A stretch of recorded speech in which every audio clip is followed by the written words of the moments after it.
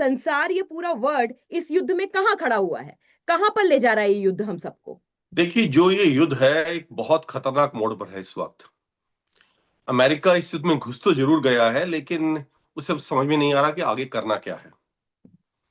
और जहां तक मेरा मानना है, अमेरिका इस युद्ध में घुसा है basically on the behest of Israel. Because जब उन्होंने इंफॉर्मेशन प्रोवाइड की कि हमें इस वक्त पुख्ता जानकारी है कि अली खुमैनी जो कि सुप्रीम लीडर था, उनकी top military leadership, political leadership और रिलीजियस लीडरशिप सब एक जगह पर इकट्ठी है, and we can carry out a decapitation strike. And then America said let's go ahead without properly planning for it. To give you an example कि उन्होंने properly क्यों नहीं प्लान किया हुआ था, they had never catered for shutting down of Strait of Hormuz by Iran. They did not prepare for it. And now we are seeing, हमें दिख रहा है अभी जिस तरह की उथल पुथल मची हुई है in the economic field all over the world. The petroleum has crossed $115 per barrel. तो और अगर ये थोड़ा और लंबा खिंच जाता है, जिसकी मुझे पूरी आशंका है कि खिंचेगा, उस हालत में अब अमेरिका को क्या करना समझ में नहीं आ रहा। President Trump wants to exit, वो निकलना चाहते हैं इस लड़ाई से, क्योंकि उनको जो घरेलू उनकी जो वोट बैंक है, जो उनका मागा क्राउड है, make America great again crowd जो है, जो उनका बेस है, वोटर बेस है, वो नहीं चाहता कि अमेरिका किसी तरह से भी एक प्रोलॉन्ग्ड वॉर में, फॉरेन वॉर में इन्वॉल्व हो। और जब तक अमेरिका इन्वॉल्व नहीं होगा तब तक स्ट्रेट ऑफ हॉर्मुज नहीं खुल सकता। क्योंकि हमने देखा है कि प्रेसिडेंट ट्रंप ने बड़ी कोशिश की यूरोपियन ममालिक को उसमें शामिल करने की कि आप इसको खोल दीजिए, लेकिन उनका रिस्पॉन्स बहुत ठंडा रहा है।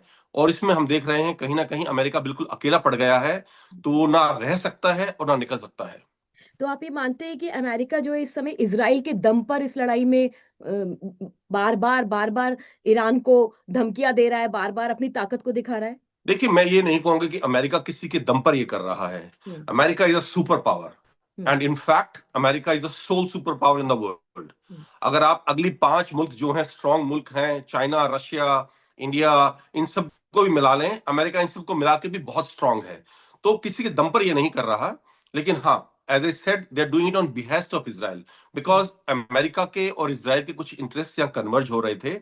और शुरू से ही अमेरिका की ये पॉलिसी रही है, जो कि इजराइल की भी रही है, कि किसी भी हालत में ईरान को न्यूक्लियर वेपन्स हम नहीं अख्तियार करने देंगे। और this was one of the main aims of this war.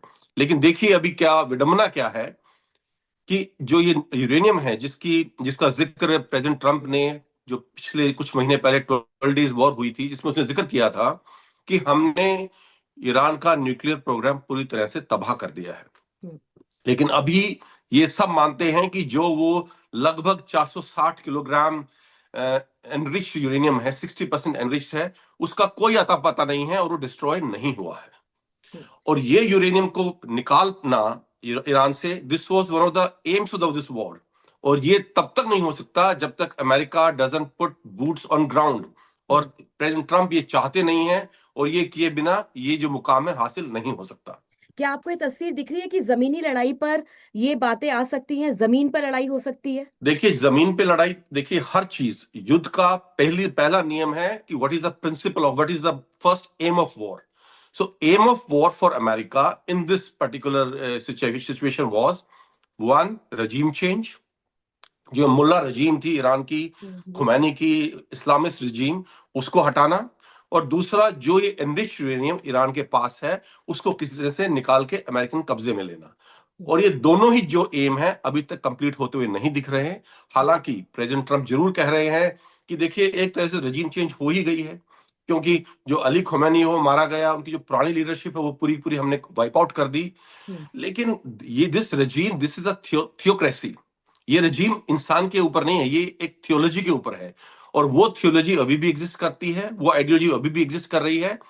तो किसी भी तरह से वो रजीम चेंज नहीं हुआ है। सेकेंडली, उनका जो एम था वॉर का, वो था कि हमें ये यूरेनियम ईरान से बाहर निकालना है, और ईरान की कोई भी फ्यूचर क्षमता न्यूक्लियर वेपन बनाने की हमें पूरी तरह से खत्म करनी है। और वो यूरेनियम अभी भी ईरानी कब्जे में है पूरी तरह से, और इतना नीचे है जमीन के कि कोई भी बम या मिसाइल अमेरिका और इसराइल की इसमें कामयाब नहीं हो पा रही। और ये दोनों मुकाम जो हैं, पहला रजीम चेंज का, और दूसरा ये एनरिच यूरेनियम को अपने कब्जे में लेने का, ये बिना जमीन पे ट्रुप्स उतारे पूरा नहीं हो सकता। अगर जमीन पर उतरे तो क्या आपको लगता है कि अमेरिकन फोर्स उस जियो लोकेशन में फाइट कर पाएगी? देखिए, Iran is not Iraq, Iran is not Syria, right. Iran is a very powerful country, it's a big country. आप देखिए ईरान का जो क्षेत्रफल है वो भी लगभग इंडिया के आधे क्षेत्रफल के बराबर है। बहुत बड़ा मुल्क है ये, जियोग्राफिकली पॉपुलेशन बहुत ज्यादा है, they are almost 90 million people. उसके अलावा जो सबसे बड़ा फैक्टर है जो अमेरिका के लिए सबसे बड़ा सिरदर्द बन सकता है और ये इंश्योर करेगा कि ईरान को हराना लगभग नामुमकिन हो जाएगा, वो है ईरान की ज्योग्राफी। राइट। अगर आप देखें उसमें जाग्रोस माउंटेन्स हैं टूवर्ड्स वेस्ट, पूरा इस तरफ हिंदू कुश है, पूरा मतलब इलाके में जो है वो चारों तरफ से पहाड़ों से घिरा हुआ है। It's like a fortress, natural fortress, एक नेचुरल किला है वो अपने आप में, पहाड़। और पिछले 40 साल से जो अली खुमैनी की जो गवर्नमेंट थी, जो इस्लामिक रेवोल्यूशन हुआ वहां पर, उसके बाद से उन्हें पता है कि एक दिन ये सिचुएशन आएगी, अमेरिका के साथ हमारा युद्ध होना है। तो 40 साल से प्रिपरेशन कर रहे हैं वो। और हम्म। जो ये नेचुरल किला है चारों तरफ पहाड़ों का, हम्म। कुदरत का बनाया हुआ, उसको उन्होंने इतना फोर्टिफाई कर लिया है with underground tunnels and bunkers कि अमेरिका के लिए अगर ग्राउंड ट्रूप उतारता है उस पर फतेह पाना हम्म। लगभग नामुमकिन है। हम्म। और दूसरी बड़ी चीज जिसकी सबसे बड़ी चिंता प्रेसिडेंट ट्रंप को है, वो ये है कि अगर ग्राउंड ट्रूप उतरे वहां पर तो कैजुअलिटीज इतनी ज्यादा होंगी अमेरिका की हम्म। कि शायद वो वियतनाम को भी भूल जाएगा। तो अब फंस गया है अमेरिका, ना निकल सकता है ना रह सकता है। मेरा एक सवाल है और मैं चाहती हूँ कि उसका वो आंसर आए जिसको शायद देश में हर वो इंसान, दुनिया में वो इंसान सोच रहा है कि क्या न्यूक्लियर अटैक दोबारा देख सकता है ये पूरा वर्ल्ड? देखिए, अभी कई सिनेरियोज हैं hmm. And this is called scenario building. जब हम राइट। जियोपॉलिटिक्स में बात करते हैं कि क्या हो सकता हो है, सकता है। जो अभी हमने जो छोटे मोटे हमारे पास चीजें अवेलेबल हैं, देखिए अभी सबसे बड़ी जो इनपुट हमारे पास अवेलेबल है जिसके ऊपर हम ये सिनेरियो बिल्ड कर सकते हैं, वो है कि जो एयर डिफेंस सिस्टम्स हैं अमेरिका के, इसराइल के और जितने अरब ममालिक हैं, वो सिर्फ 50% तक ही अभी कामयाब हैं। काफी सारी ईरानी मिसाइल्स वो they are able to get through this air defence system, चाहे वो इसराइल का हो, चाहे वो अमेरिका का हो, चाहे जितने अरब ममालिक हैं उनका हो। और अगर मान लीजिए सिर्फ 10% मिसाइल्स भी गेट थ्रू कर जाती हैं, इस एयर डिफेंस की कवच को भेद पाती हैं, तो तबाही जो मचाएंगी वो दैट इज फिनोमिनल। और हम्म। ये अब हम होता हुआ देख रहे हैं कुछ हद तक दुबई में, बाकी जो जीसीसी गल्फ कॉपरेशन काउंसिल के मुल्क हैं जो ईरान के आसपास हैं, या इसराइल में। अब इसराइल एक बहुत छोटा मुल्क है, राइट। हमको ये समझना जरूरी है कि इसराइल की लगभग 60% जनसंख्या एक शहर तल अवीव में रहती है। बहुत ही मॉडर्न शहर है, मैंने वहां से 3 महीने रिपोर्ट किया है पिछले टाइम जब 7 अक्टूबर के बाद लड़ाई शुरू हुई थी। और अगर वहां कोई बड़ी मिसाइल गिरती है, 2-3 मिसाइल भी हम्म। गेट थ्रू हो जाती हैं, जो कि जिसकी पूरी संभावना है। हम्म। क्योंकि देखिए ईरान ने अब तक जो अपना असला निकाला है, जो मिसाइल्स ड्रोन यूज किए हैं, 90% वो हैं जो उनके पुरानी टेक्नोलॉजी की हैं, जो जैसे हम बोलते हैं पुराना माल निकाल दिया है उन्होंने। हम्म। असली उनकी जो हाई टेक्नोलॉजी मिसाइल्स हैं, सुपरसोनिक मिसाइल्स हैं, हम्म। उनमें से कुछ हानि अभी बाकी है। दूसरी तरफ देखिए अभी आप वहां पर जो एयर डिफेंस सिस्टम्स हैं वो ऑलरेडी इतने कमजोर हो चुके हैं कि अभी जो इंटरसेप्टर्स हैं जिनसे आप इनकमिंग मिसाइल्स या इनकमिंग ड्रोन्स पे को रोकते हैं, हम्म। उनकी जो स्टॉक पाइल है वो बहुत कम हो चुका है। रडार्स बहुत डिस्ट्रॉय कर चुका है ईरान। ईरान ने जो सबसे बड़ा रडार था यूएस का, शायद बहरीन के अंदर $700 मिलियन का, उसको लड़ाई के पहले हफ्ते में ही तबाह कर दिया था। हम्म। इसके बाद अभी ईरान ने सऊदी अरब के ऊपर हमला किया है 3 दिन पहले, अमेरिकन एयरबेस के ऊपर।